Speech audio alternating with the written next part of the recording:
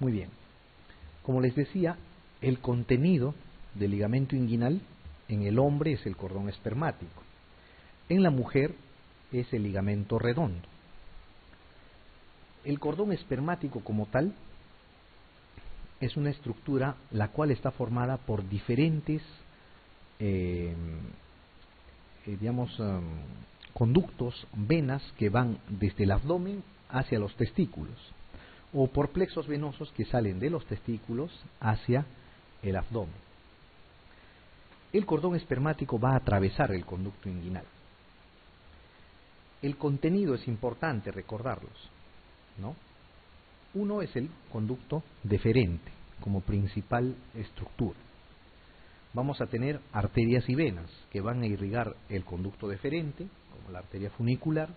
Vamos a tener arterias y venas que van a ir o van a salir del testículo, como la arteria testicular o el plexo venoso pampiniforme, ¿no? El plexo venoso pampiniforme es un plexo que va a hacer las veces o hace las veces de vena espermática. No existe una vena espermática, sino es un plexo venoso.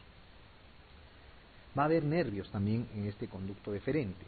La rama genital del génito crural, del abdómino genital mayor y del abdómino genital menor, ¿no? Esas tres ramas están en el conducto deferente. Importante recordar estas tres ramas porque cuando se repara una hernia inguinal y ustedes hacen un punto y presionan una de estas ramas, producen una meralgia, o sea, un dolor neurítico posterior, casi imposible de tratar, y muchas veces hay que volver a operar para sacar ese punto que han puesto. ¿Ok? Entonces es importante recordar, tienen importancia clínica.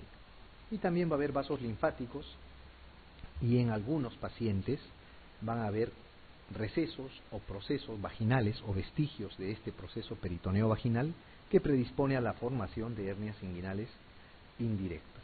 Del contenido que deben recordar: el conducto deferente, la arteria espermática, el plexo venoso pampiniforme, que resultaría ser su vena espermática, y los nervios, génito crural, abdómino genital mayor y menor. Las cubiertas de este cordón espermático, o sea, todas estas estructuras están cubiertas por fascias.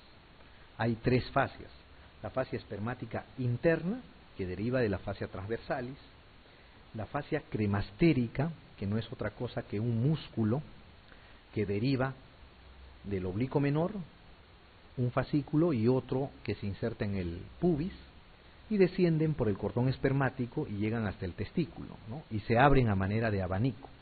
Incluso hay un reflejo, ¿no es cierto? El reflejo cremastérico, que ustedes seguramente van a hacerlo en neurología. Y finalmente tenemos la fascia espermática externa, que deriva de la aponeurosis del oblicuo mayor. Muy bien. Entonces vamos a contestar la pregunta 23. Dice: no es elemento del cordón espermático la arteria testicular, el conducto deferente, ramas del génito crural y abdómino genital mayor, la arteria epigástrica o el plexo venoso pampiniforme. ¿Cuál será? La D, ¿no es cierto? La arteria epigástrica, ¿no? La arteria epigástrica, no se olviden, divide el orificio inguinal profundo de la pared posterior.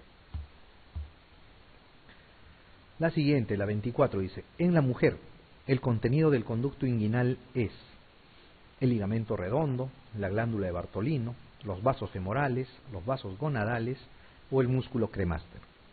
¿Cuál será?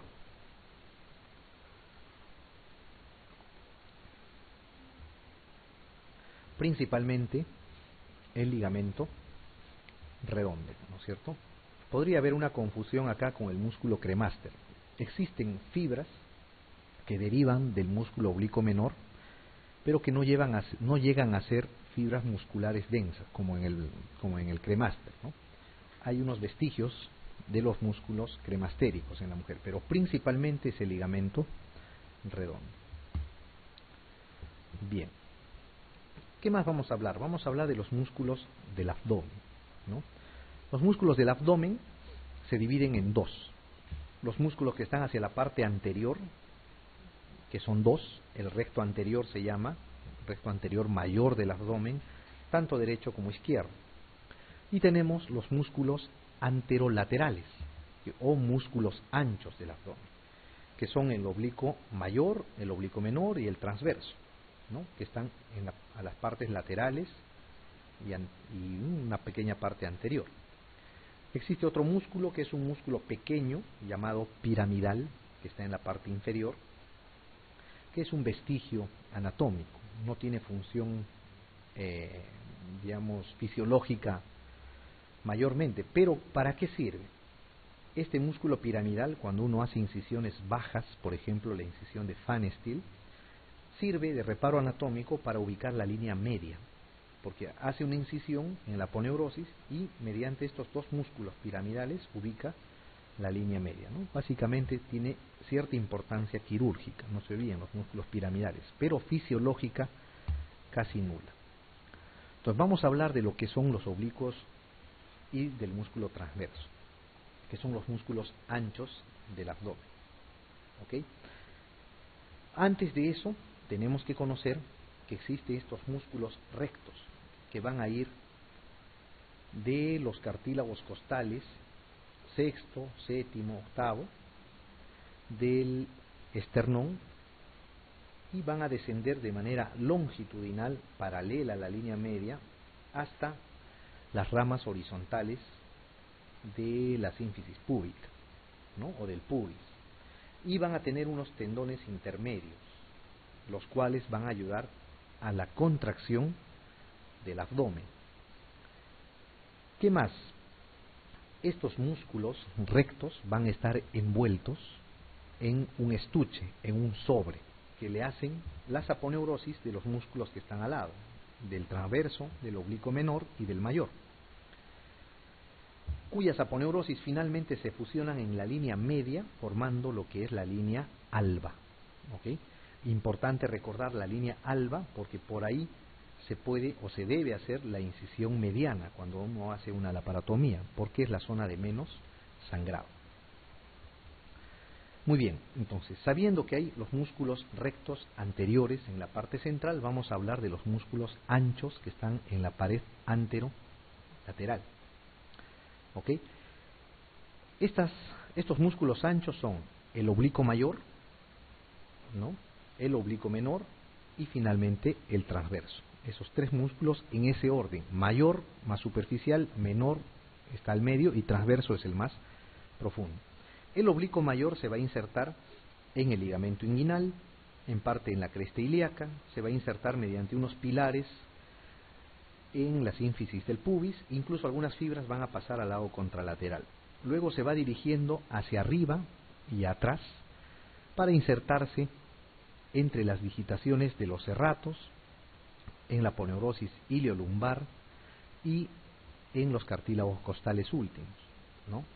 Formando así un músculo ancho, grande, que es el oblicuo mayor. Luego sacamos el oblicuo mayor, tenemos el oblicuo menor, oblicuo interno. Este oblicuo menor, sus fibras van a ser casi perpendiculares al oblicuo mayor, ¿no? Tienen una distribución casi perpendicular. Se va a insertar en la cresta ilíaca, en parte en la rama horizontal del pubis, en la aponeurosis iliolumbar, y después se va a ir a los cartílagos costales 12 de las vértebras 12, 11, 10 y 9. Y finalmente va a llegar a la parte central, junto con el oblicuo mayor. Sacamos el oblicuo menor, encontramos el transverso, que tiene fibras transversales, que son más pequeñas. Se inserta en la aponeurosis iliolumbar, la cresta ilíaca, parte del ligamento inguinal y en los cartílagos costales correspondientes. Estos músculos anchos, los tres músculos anchos, van a pasar de ser músculos a ser aponeurosis cuando se acercan a la línea media.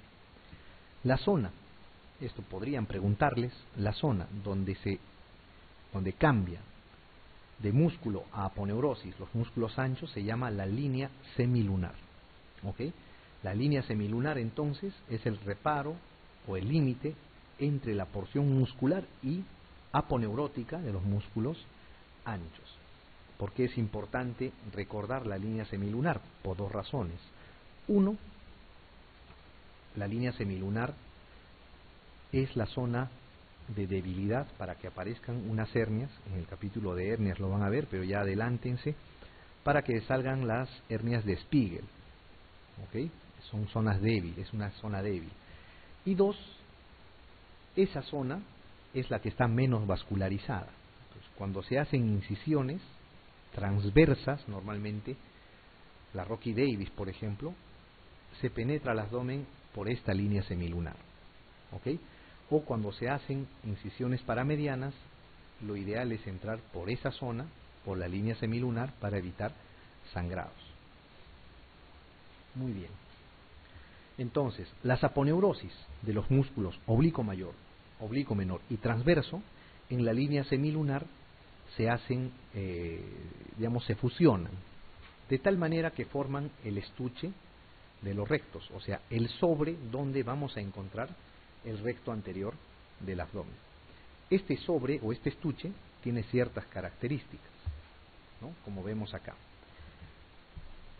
En los 2/3 superiores tiene la distribución como se ve en el gráfico en la parte superior, y en el tercio inferior del abdomen tiene la distribución como se ve en el gráfico inferior. Entonces, en la parte superior del abdomen, el músculo oblicuo mayor se transforma en aponeurosis y pasa por delante del músculo recto hasta la línea alba, ¿no? Y se inserta con él o se fusiona con la del lado opuesto. El oblicuo menor, que está debajo, llega a la línea semilunar, se transforma en aponeurosis y finalmente, cuando está cerca al recto anterior, se divide en dos hojas. Una pasa por delante del recto anterior y la otra pasa por detrás y se fusionan en la línea media. El músculo transverso pasa, su aponeurosis pasa por detrás del músculo recto y llega a la línea media. Entonces, así se forma el estuche en la parte superior.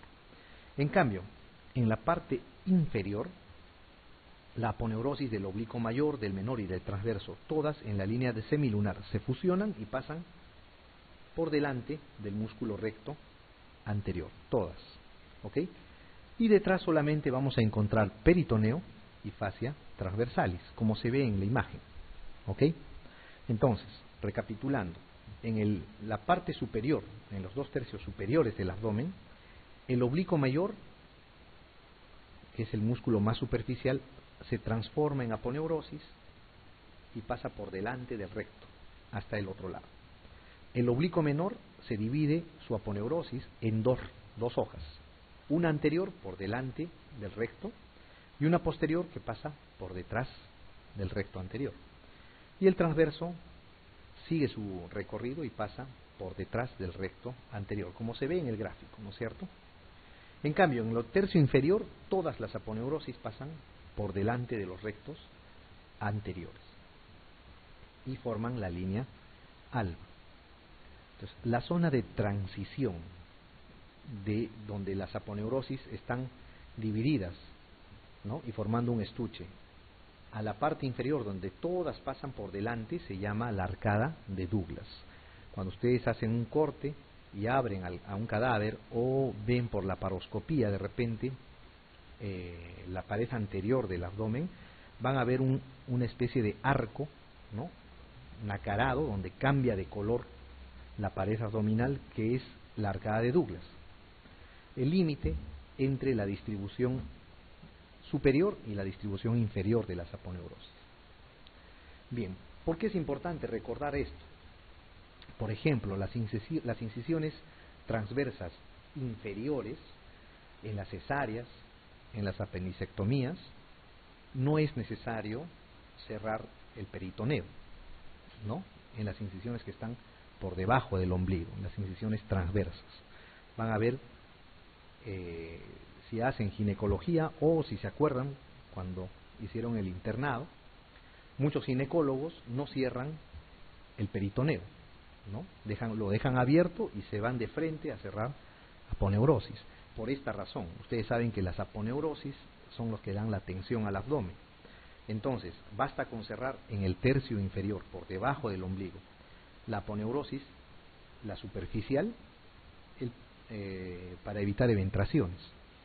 Porque el peritoneo y la fascia transversalis, en teoría, no tienen capacidad ténsil para soportar y prevenir las eventraciones. En cambio, en las incisiones por encima del ombligo, por esta disposición de las aponeurosis, siempre se debe suturar en dos planos, ¿no? El plano profundo agarrando el peritoneo y la aponeurosis del estuche de los rectos posterior, y el plano superficial que está por delante, por delante del recto anterior. ¿Ok? Esa es la razón. Por eso, ya saben, los ginecólogos y los cirujanos, o sea, no todos, pero muchos, no cierran peritoneo cuando hacen incisiones inferiores. Muy bien. Entonces vamos a contestar la pregunta 25. ¿Cuál de los siguientes músculos no pertenece, dice, a la pared anterolateral del abdomen? El recto mayor, el transverso, el serrato menor, el oblicuo mayor o el oblicuo menor. ¿Cuál será? Fue pregunta de examen, ¿eh? El serrato, ¿no es cierto? Porque el recto mayor, el transverso, el oblicuo mayor y el menor sí forman la pared anterior y lateral del abdomen. Muy bien. No se olviden entonces de la pared abdominal, la región inguinal, las 4 paredes, los 2 orificios. Importante que recuerden el orificio inguinal profundo y la pared posterior. ¿Ok? También recordar el tendón conjunto. Después recordar el estuche de los rectos, cómo se forma en la parte superior y cómo se forma en la parte inferior. Vamos a hablar algo ahora de lo que son los órganos intraabdominales. ¿Ok?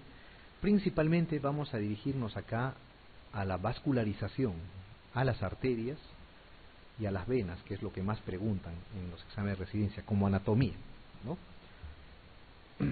Debajo del diafragma nosotros vamos a tener al hígado, un órgano voluminoso que tiene 3 paredes, una cara diafragmática, una cara posterior que está en relación con la pared abdominal y la columna, y una cara inferior que está en relación con las vísceras, por eso se llama visceral también. En esta cara visceral vamos a encontrar lo que es la vesícula biliar. Esta vesícula biliar va a continuarse con un conducto, que es el conducto cístico, el cual va a unirse a la vía biliar principal, que está formada por el conducto hepático izquierdo y derecho, que se unen y forman el conducto hepático común. El hepático común, al unirse al cístico, cambia de nombre a conducto colédoco, que va a desembocar en el duodeno. Al lado izquierdo del hígado vamos a tener el esófago, que se va a continuar con el estómago, ¿no es cierto? Este estómago, ricamente vascularizado por 3 pedículos, como vamos a ver más adelante, se continúa mediante el píloro con el duodeno, con la primera porción del duodeno. Esta primera porción del duodeno, ojo, tiene 2 partes. Una parte que es móvil, que está peritonizado por ambas caras, y una segunda parte que es fijo y es retroperitoneal. Después, la segunda, la tercera y la cuarta porción del duodeno son totalmente retroperitoneales y tienen relación con la cabeza del páncreas, que es un órgano retroperitoneal también, que se va a ubicar en esta zona. Entonces, estos órganos, el hígado, el estómago, la vesícula biliar, el duodeno y el páncreas, están vascularizados por esta rama de la arteria aorta, que es el tronco celíaco. El tronco celíaco es la rama más gruesa de las ramas viscerales de la aorta abdominal y se va a dividir en 3 ramas. Una que va a dirigirse por el borde superior del páncreas y se va a dirigir al vaso, que es la arteria esplénica. Otra que se va a dirigir a la derecha, que es la arteria hepática. Va a irrigar al hígado, al páncreas y parte al duodeno. Y otra que es la coronaria estomáquica, que se dirige hacia el estómago. ¿Ok? Entonces, el tronco celíaco es la rama más gruesa de las ramas viscerales de la aorta abdominal y tiene 3 ramas: esplénica, hepática y coronaria estomáquica. ¿Qué más debemos recordar? Debajo del hígado vamos a encontrar nosotros lo que llamamos el pedículo hepático, o porta hepatis es su otro nombre. El pedículo hepático está formado por los vasos que van hacia el hígado y por las vías biliares que salen de él. Los vasos que van al hígado son la arteria hepática, la vena porta, que vamos a estudiarla más adelante, cómo nace, cómo termina, y también va a estar al lado el conducto o la vía biliar. A esas tres estructuras se le llama el pedículo hepático o porta hepatis. Han preguntado más de una vez cómo está formado o dónde se ubica el porta hepatis o el pedículo hepático. ¿Por qué es importante? Cuando se hace una cirugía o cuando entra un paciente traumatizado, baleado, herido por arma blanca o arma de fuego y tiene lesión hepática, se hace una maniobra en la cual se coge el pedículo hepático y se comprime. A esa maniobra se llama la maniobra de Pringle. Entonces, cuando se hace la maniobra de Pringle, queda temporalmente el hígado más o menos exangüe y se puede hacer las reparaciones, las suturas, el taponamiento, lo que sea necesario, para después soltar el pedículo y ver si es que el sangrado paró o ya se ha controlado. Entonces, por esa razón es importante ver el pedículo hepático. La otra razón importante es que la colecistectomía, o sea, la extracción de la vesícula, es una de las cirugías más frecuentes que se hace. Y uno tiene que conocer el pedículo hepático, cómo se relacionan entre ellos, dónde está ubicado, para no lesionarlo durante la cirugía. ¿Ok? Entonces, esa razón es por la que preguntan el pedículo hepático. Entonces, está formado por la arteria hepática y la vía biliar hacia adelante. Y detrás de ellos vamos a encontrar la vena porta. ¿Ok? Esas tres estructuras: vena porta, arteria hepática y vía biliar.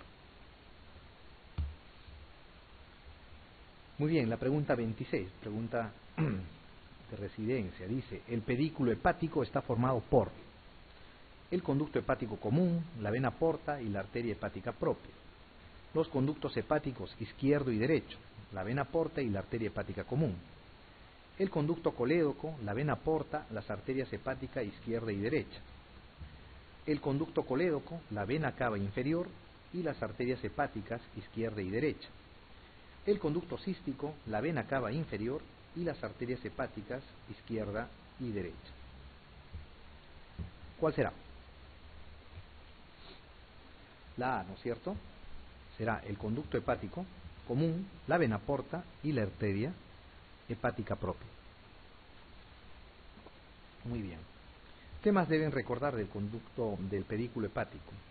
Detrás del pedículo hepático está la vena cava inferior. ¿Ok? Hay un espacio que divide el pedículo hepático de la vena cava inferior.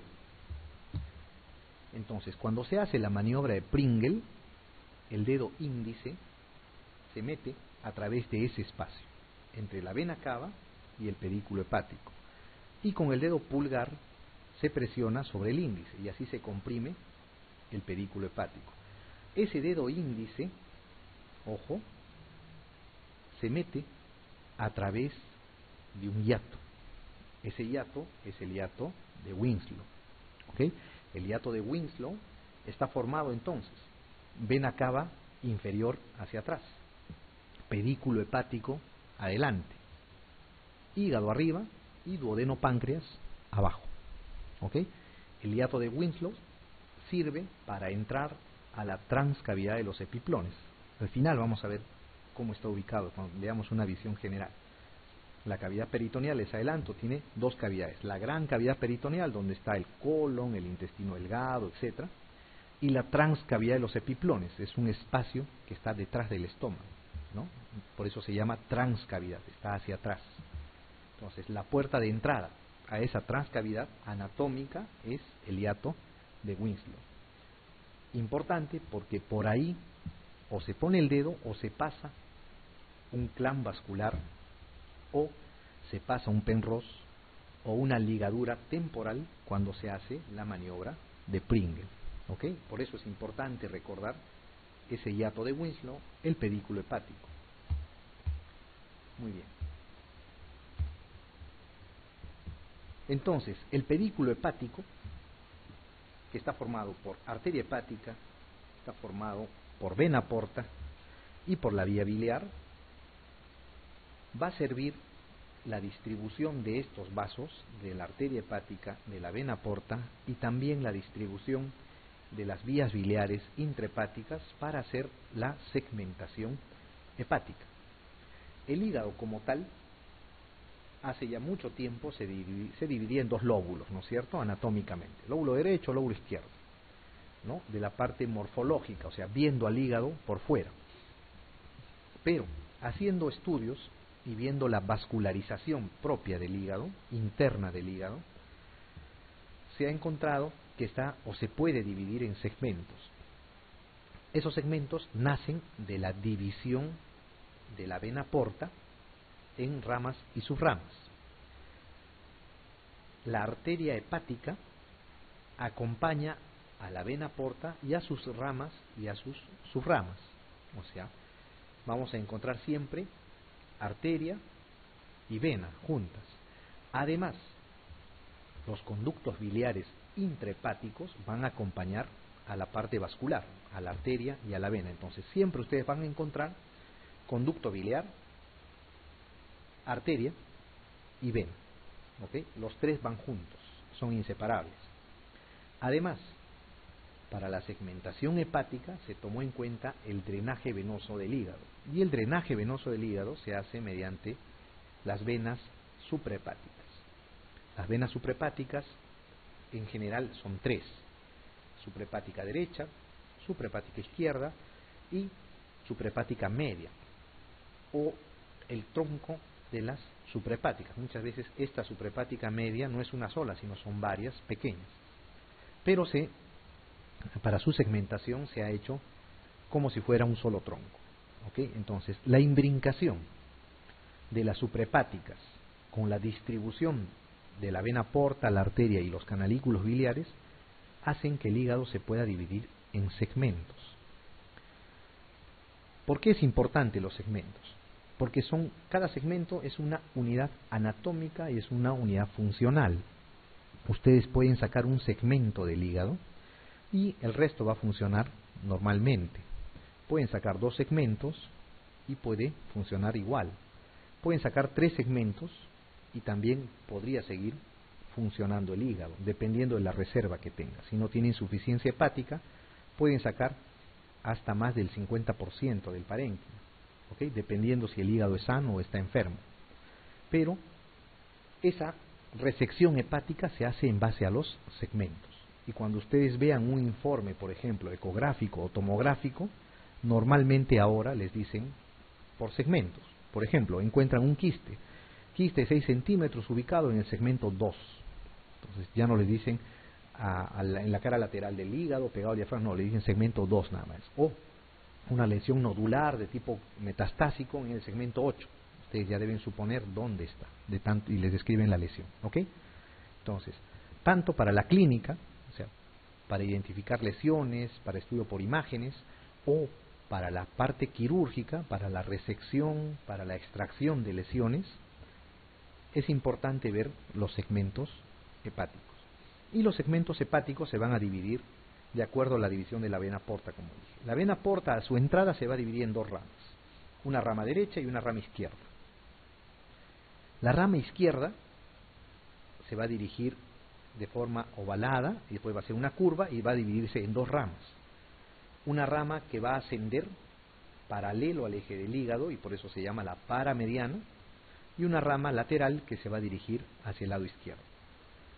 La rama derecha de la vena porta igual se va a dividir en una rama que va a ascender paralelo al eje del hígado y se llama la paramediana derecha, y la otra se va a dividir en otras dos subramas que van a ser las venas laterales.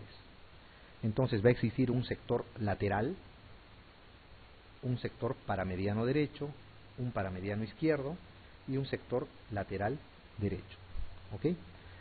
Entonces, en base a esas ramas se ha dividido los segmentos hepáticos, del 1 al 8, ¿no? El más posterior es el segmento 1, se le llama también el lóbulo caudado o de Spiegel. Después tenemos el segmento 2 y el segmento 3, que son el sector lateral izquierdo. Luego tenemos el segmento 4, se le llama también el lóbulo cuadrado, ¿no? El lóbulo cuadrado del hígado. Luego tenemos el segmento 5, que está por debajo, el segmento 6, que es lateral, el segmento 7, que es externo, y el segmento 8, que es el póstero superior, que no se ve por la cara inferior. Este es un esquema, ¿no?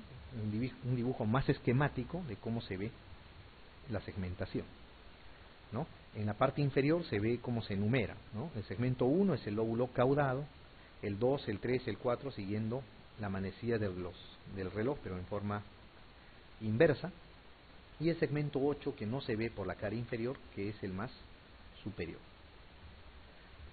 Muy bien. Vamos a contestar la pregunta 27, dice: la segmentación hepática equinal, con utilidad clínica y quirúrgica, tiene como fundamento anatómico lo siguiente, excepto la distribución intrahepática de la vena porta, la distribución de los conductos biliares, las venas suprahepáticas, la morfología y características externas del hígado, la distribución intrahepática de la arteria hepática. ¿Cuál será? La D, ¿no es cierto? La morfología y características externas del hígado es lo que no se toma en cuenta en la segmentación, ¿no? En la segmentación se toma en cuenta la vena porta, los conductos biliares, las venas suprahepáticas y la arteria hepática.